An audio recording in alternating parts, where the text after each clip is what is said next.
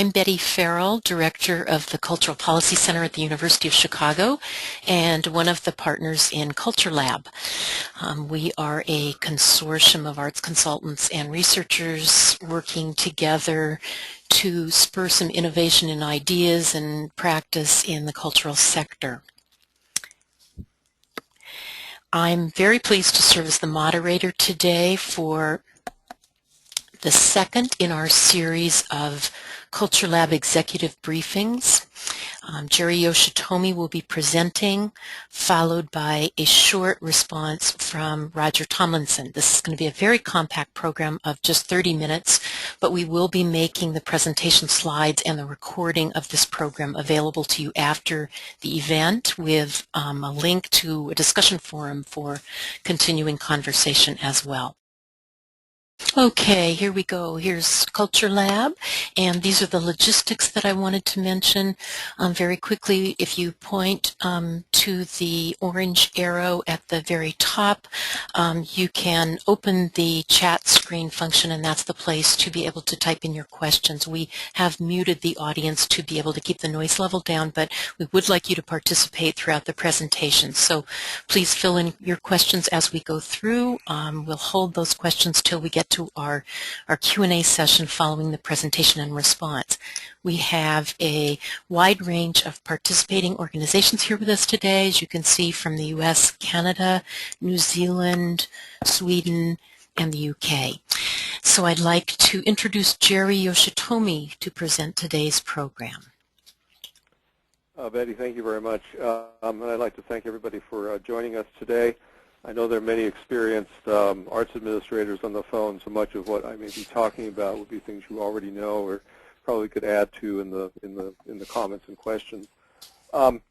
We'd like you to respond in the question box. We had a poll set up, but I can't operate it for some reason. So please respond to the poll. Do you feel more or less time-starved or time-stressed? Are you more time-starved or stressed, about the same, less, or you don't know? And if you just type into the question box, and then we'll get a reading as we go. If we go to slide 7 now.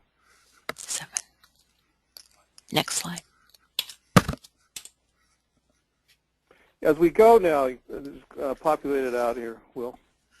If we go from the blue dot to the red dot, we start going well, but we may, our rate of increase may lessen, and we may go in parallel or maybe even in decline. So what Peter Senge talks about, rather than to keep our same expectations, we actually create new expectations, which is one click more, the purple box, then do one more.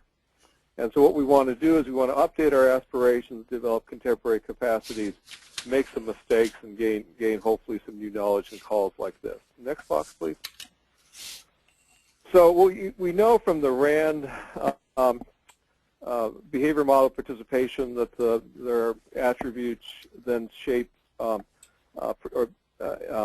help shape perception of benefits of participation, personal beliefs about participation. And so once someone has a perception of benefits, the next box, next slide please, next click, is the practical benefits, and this is where the length of performance, the time of performance, whether or not there's parking, the cost, and all of that has an impact. And it's my presentation today that the 8 p.m. 2.5-hour performance is in fact an oxymoron in today's time-starved world. Next, please.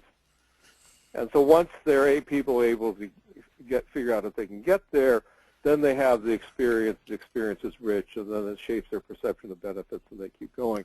But again, if the time doesn't suit them, then it's my supposition that they will never have that experience. Next slide, please. This is research that was done in New Zealand. They asked people, do you go to the arts more often or less often? And those who went less often said 56% of them said it was because of time, and only 16% said it was because of money. And I think it's important for us to really look at some strategies of what people are doing to encourage folks to address their time issues. Next slide, please. One of the things that's occurring is that people are seeking brand butlers. That consumers have so limited time that they're service-oriented brand butlers so that consumers can make the most of their lives. And we see it in services of people having house cleaning or people that are getting in the know, health and nutrition advice. There are now people who help you find the listing agent for your real estate. And there are personal shoppers at Nordstrom's and other places. And I imagine one of the next new services will be the personal art shopper who goes out and finds the ideal event for you. There are now automated services where you can indicate when an artist, one of your favorite artists, is performing within 100 or 500 miles of where you live. And so again, so it saves people time so they don't have to continually be scouring the pages, the ads looking for an artist, and so it comes directly to them as a service. Next slide, please. The new World Symphony in Miami has been experimenting with 20-minute concerts that begin at 7, 8, 9, and 10. And so you listen to 20 minutes of music. You can go out and get a beverage. You could even skip the 8 o'clock performance and then maybe come back for the 9. And so we think that there are reasons that people want the ability to socialize as well as have the opportunity to hear good music. Next slide. The Yerba Buena Center for the Arts in San Francisco was trying to attract a young professional audience to their Friday night openings, and they tried various marketing methods and working through tech companies and all that, and they were generally unsuccessful in reaching this group. So they did the simple strategy of instead of ending at 9 on a Friday evening, they now end at 11. So people beginning their social evening at 9:30 can actually come and see the exhibit and then spend the rest of the night at clubs or whatever their venue of choice is. And the sponsorship opportunities change because it may be Chardonnay from 7 to 9, but maybe from 9 to 11 it's Red Bull and vodka. And again, so the audiences change as we go. Next slide, please. When I was the director of the Japanese American Cultural and Community Center, we presented the Grand Kabuki several times. And Kabuki in Japanese means song, dance, and acting skill. Next slide, please. So when they remounted Kabuki over 110 years ago, they realized that they had 5-hour, 5-act dramas that modern Japanese people were not going to sit through. And so what they did was they took the fight scene from one opera, the love scene from another, a dance scene from a third, and put together an evening of 4 or 5 excerpts from different styles of Kabuki with different actors in them. And so it's an opportunity to see different styles in the same evening. And one more click, please. And then also different artists are specialized in different performances and different styles. And so it's we would never think about doing that with opera today, but I would strongly suggest that we may want to consider this as a form that's been very successful now in Japan for over 110 years. Next slide, please. The Dallas Symphony Orchestra recognized several years ago that there are people who are double income wage earners who either have no children or the children are out of the house, and they're active professionals who travel quite a bit, and they would buy season tickets, maybe partners spending up to $1,000 together, but they were continually changing out tickets because one person couldn't go or somebody had to work late or they were called out of town unexpectedly. And so the DSO started a program called Impromptu, where you pay a fixed fee per month or per year, and you're able to call up and get best available seats the day of performance.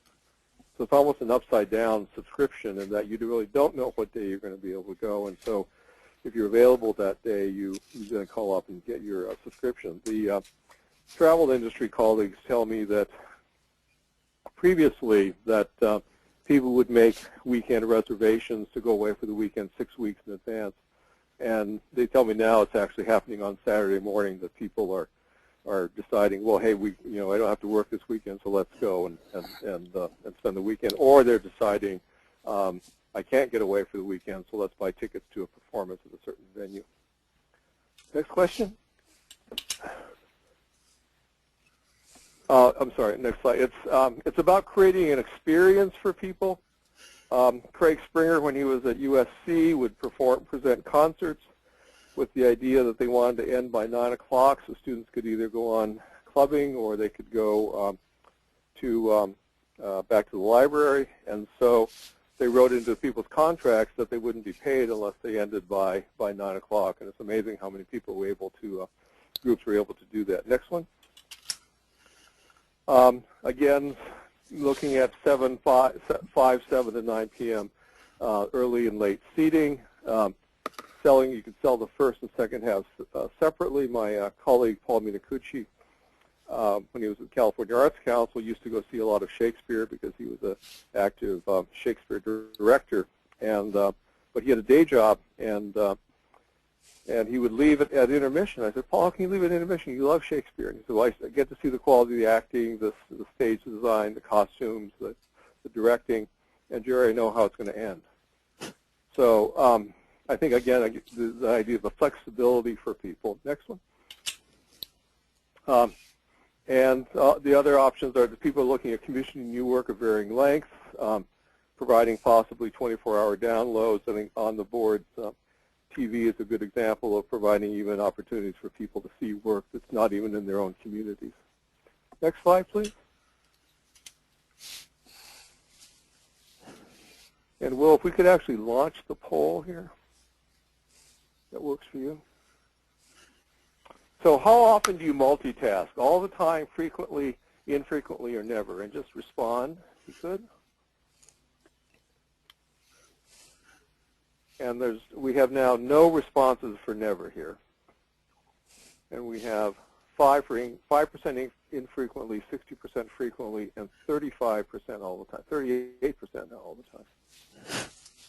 So thank you for your responses. And Will, if we can pull that up. So 38% multitask all the time, 57% frequently, 5% infrequently, and 0% never. Okay, thank you. We can go back to the presentation. So actually, we can go back one slide. One more. So how often do you multitask? We respond in text while in the meeting, read email while in the midst of a conference call. But those of you who multitask all the time, we know are not. We're running in the background here for you. How many of you read or put on makeup while driving? And then we'll go to the poll. Then the next slide. We'll go to slide 17, please. So what are people doing in terms of counteracting or addressing multitasking opportunities? Some are permitting food and beverages in galleries and theater. Museums now are realizing that when moms are pushing their strollers through the galleries, that they actually need a Cheerios permitted area, so that the little plastic bag with the Cheerios can entertain the toddler as they're being pushed in the stroller. Some dance companies now are requesting that there be text or tweet sections in the last 3 rows of the theater, so that their patrons can have the opportunity to text and communicate. Some are putting in sound screens. Think about crying rooms in churches, or luxury boxes now are sort of the norm in stadiums. And then the last example here is one more, is to bring the bar and cafe into the auditorium. The Hannah Theater is hard to see, but in the back of the auditorium is the bar. So the bar is inside the auditorium area, not outside the door, so people can actually order a drink during the show, sit at a cafe table, listen to the play, to the music, and then go on to the rest of their day. Next slide, please. I want to thank you for being with us. There's a place, as Betty mentioned earlier, to offer questions, and I'm pleased to turn it over to my colleague from the UK, the esteemed Roger Tomlinson. Hi, thanks for joining us, and in my case, good evening. I think in terms of deconstructing the 8 p.m. curtain time, the interesting question is how far performances need to be at 8 o'clock, and whether that's a time that suits the performers and the presenters and doesn't really suit the the audience and all the potential audiences. Next slide, please, Will. My point is that senior citizens, for example, in a lot of research, have made the point that they are increasingly reluctant. Can you build the slide, Will? To be able to travel in to attend things in the evenings, and what they want to do is actually attend many more matinees, and they really mean morning starts, because their ideal visit is one that avoids any question of driving in the dark, driving on busy roads around rush hours and so on. So, for example, there have been some interesting successful experiments with providing theatre and concerts starting at 11 a.m. Now, the interesting thing is, of course, we're not saying we move all performances to these times. What we're saying is, if we're targeting certain audiences, and for the next 40 years in most Western countries we have an absolutely boom of the baby boomers, then maybe we need to tailor more performances to suit them. Similarly, time-pressured city workers are in this interesting position of wanting events either straight after work or much later in the evening after they've had a drink, met their friends, had something to eat, and so on. It's interesting that the movie multiplexes offer a huge variety of start times. The industry reports that the average time to start the showing of a movie has actually got later in the evening by 90 minutes in the last 20 years. And I think that that's kind of very interesting, because in fact the most popular times now to start screenings are after 8:30 in the evening. Next. And we see the cinema actually being quite innovative in terms of offering different styles of experience. I'm just fascinated by those cinemas that offer these screenings, some of which they bill as mother and baby screenings, others I've seen marketed as screamers, where basically mothers can bring their babies, and everybody who attends that screening knows that it's possible that there will be children crying and so on. I don't know if they actually turn the sound up as well. And of course there's been considerable success with various orchestras providing family concerts, usually obviously at the weekends and during the day, where it is permitted for children to run about, make a noise, and so on. Yes, the intention is that they shouldn't be too disrupted, but they are a much more kind of relaxed and family-friendly atmosphere. Next slide, please. Jerry was making the point about multi-part events where you can actually break things up. I've been very interested in the experiments that the Royal Scottish National Orchestra has made in Glasgow of introducing cocktail hour 6 o'clock concerts at the end of the working day with just one major work and an introduction, and allowing people to leave shortly afterwards. And they're continuing the season of what they call the RSNO Naked Classics. I think some people interpret the marketing as meaning the orchestra is going to be naked, but that's definitely not the case. I was interested as well in this notion of breaking things into parts. I remember that the late Douglas Adams and the late Ken Campbell, when they were conceiving of The Hitchhiker's Guide to the Galaxy being turned into a piece of theatre, the first adaptation and production was in fact presented in 3 separate 1.5 hour performances without an interval, usually presented obviously somewhat later in the evening, and then presented it as a trilogy on Saturday and Sundays with very long meal breaks. And it seems to me that there's many occasions on which we could think of actually changing the nature of the presentation and how it's packaged together. I'm particularly interested in things like the walletless theatre and concerts, which are very successful in Belgium and the Netherlands. What they do there is that in your ticket price, when you arrive at the venue, all drinks are free. And that makes a huge difference to the atmosphere, not least because nobody has to queue at the bar for a long time to get served, and it feels much more kind of friendly and relaxed experience. And they don't all go mad and get drunk. Interestingly, some research was done a few years ago for the BBC National Orchestra Wales that identified quite a number of the audience would actually like concerts to actually have more and longer intervals so that they had more time for the social experience and meeting their friends and getting served properly in the bar. And that then made them more comfortable with having the typical 2.5 hour concert. Next build.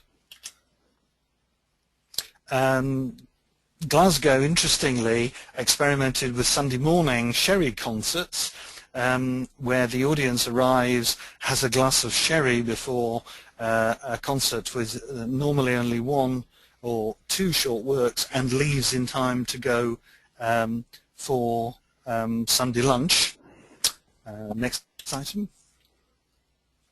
And I'm intrigued about those companies who give sometimes straightforward theatre performances with the audience in rows as usual, and then have special cabaret or dining settings where there are certain performances at which the audience can be seated at tables and everybody can be served. And I like Jerry's example of theatre with a bar in the back of the auditorium. Hackney Empire in London has the same offering. Next slide. Next build. And I was intrigued when Boston Opera House, the 1928 National Landmark building, reopened after a huge refurbishment a few years ago, that they were offering a concierge service that people could arrive at the very last moment. Their coats could be taken from them as they arrived at their seat, their interval drink order taken, asked if they wanted to book a table, what the telephone number was to check with the babysitter. In the interval they'd be given their drinks, reassured that everything was all right at home, and told that where they were going to dinner afterwards. And it seemed to me that that kind of packaging and kind of attention to detail for somebody who only had the time to arrive just in time for that 8 o'clock performance was a very good idea. I think one of the intriguing things, however, is that when I've been talking to colleagues about this subject, many of them have said, yes, we need to change the time, and many of them have pointed to many, many examples they've seen where people have done things at different times. But they've said to me, it's very interesting. They've been done at different times as an act of audience development, and the idea is to try and convert these people so that eventually they will attend at 8 o'clock. Thank you. Thank you, Roger. You know, attend at 8 o'clock as opposed to maybe doing one of the performances at 11 in the morning, as you suggest, right? So we've just a few minutes left in the call. If you do have questions, please ask them in the box there. And Betty or Will, do we have questions? So far, we do not have questions, so we're looking for some of those. I just actually wanted to mention a couple of things. When Roger mentioned premium services, the amusement parks in the U.S. now have a premium service where you pay basically to skip all the lines. And then also in terms of time, I was told this week about an exhibition on taxi cabs in New York City, and the gallery of the museum that had the exhibition opened some evenings from 2 a.m. to 6 a.m. because that's the time the taxi drivers were not particularly busy and would have the time to come to the to the gallery or museum. So I think Roger's point that sometimes we schedule the times of things for our own convenience versus the audience convenience, I think is important. Roger, do you see a trend in people who are doing those experiments that they might move to do a permanent concert at 6 or 11 in the morning or whatever it would be? Well, yes, I've been intrigued in talking at INTIX to people working in producing theatres, particularly in the US, who are saying that they have seen the audience mix means that actually they have to stop talking about their mature audience as if it's a disadvantage and recognize that it's the audience that they have got, and that they can keep those people attending by actually switching to doing more matinees and making more of those matinees midday matinees as opposed to early evening matinees. So the argument becomes, you know, why aren't we doing 3 or 4 matinees in the week, and then only 2 or 3 evening performances, and mainly those at the weekend? And of course, we've got that situation where in other countries anyway the patterns are different. So, you know, largely we don't have in most of Europe theatre performances on a Sunday, and yet we've always had concerts. But in Canada, as I understand it, it is standard practice that there are theatre performances on Sundays, and that's much more accessible. Jerry and Roger, we have a couple of questions that have come in. 2 questions from Robin Williams. Do audiences want more food and beverage opportunities in the seating area, and what art forms does that work in? And do venues charge for the concierge service? First, I'd say yes. I think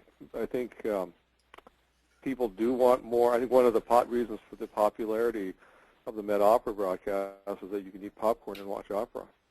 And so I think you have to be, the comment I made about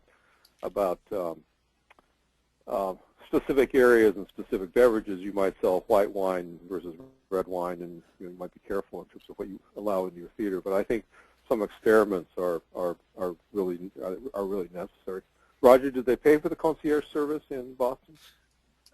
Yes, they did. And the walletless theatre involves adding about €3 to, which is equivalent to about $3 to the ticket price to enable you to have free drinks before the performance and in the intervals. We've got the situation now where in most of the theatres, for example in the West End of London, you can take your drinks into the auditorium. When that was first introduced, not that long ago, it was mostly in plastic glasses.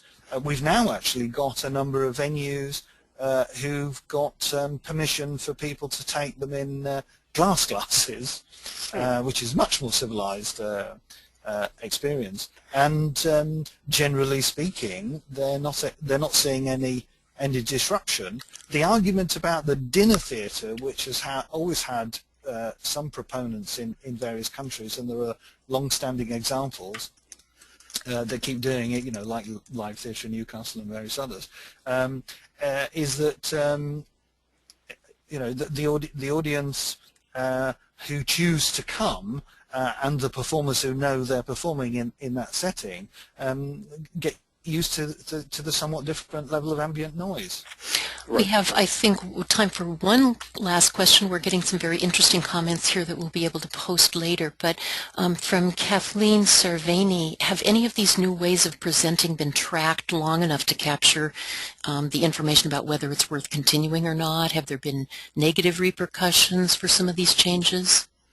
One of the examples that I did not speak about today was San Francisco Performances, Ruth Felt's concert, mostly chamber music presentations, and because of the scheduling issue, they removed from Sunday evening, to Saturday in the morning, and I think it's now been going 15 years of the maybe even 20 now, very successful season. People bring their coffee and their San Francisco Chronicle and a bagel and sit quietly in the seats and read their paper and eat their bagel and drink their coffee and then put it away and then listen to great music. And people there say their day is different or better because of the fact that they start their day with music. And then I think most of the Roger, I believe most of the Broadway houses have a 6:30 p.m. curtain to meet that demand of yes. the after-work person.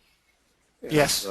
So yes, I think there are examples of people doing it and doing it successfully. But of course, in any market, I would recommend that people do some things as experiments and then track it very closely and see if, in fact, there's a Thank you. I think there's a challenge about the experiment, only to make the point that it seems to me the question is, are you intentionally offering an alternative form of access, an alternative form of packaging, and are you going to sustain it? Because it does seem to me, looking at various examples that I've seen, and talking to colleagues about it, there seem to be situations where people have done it as an act of audience development, but the norm is still 8 o'clock. And it seems that is the thing that we need to see, is more people making the norm that the performance time is planned around when it's great for the audience to go. Yeah. Thank you so much to our presenters. I'm sorry we're at the end of this interesting conversation, but thank all of you for participating today. We have posted here a link to a Facebook page where this conversation can continue, and we will post all of the questions that you sent in that did not get answered. So this is not a clickable link on our screen, but it is a clickable link over there in the chat box, and we will also be emailing this link to all of you following this briefing. Thank you very much for participating. And thank you, Betty and Roger. Thank you, Jerry. Bye-bye. Thank you, everybody. Bye-bye.